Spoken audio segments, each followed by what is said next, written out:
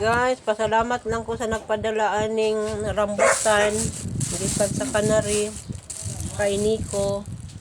Tapos another na po tulo kapaso nga strawberry. Then napadyod siya pakapin nga kape.